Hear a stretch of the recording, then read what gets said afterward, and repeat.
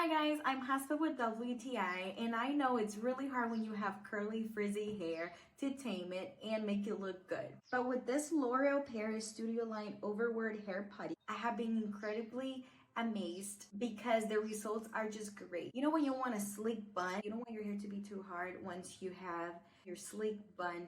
This Studio Line Hair Putty gives me a texture matte look. It gives me that hold that I need that doesn't feel hard, which is something that I really appreciate because when I'm using gels, my hair feels really hard.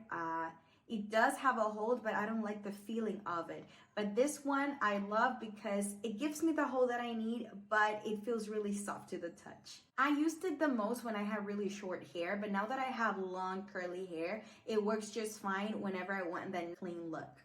And it also works well for my husband. He uses it even more than me sometimes because he really likes how it feels on his hair. It doesn't leave my hair shiny or sticky, so that's something I really appreciate too. You can tell there's a huge difference when you see this part of my hair and the top part. So here I have it on and you see that there's no frizz, but then here I have a lot of frizz. So yeah, definitely great for styling. It just makes my hair look really nice and well put together.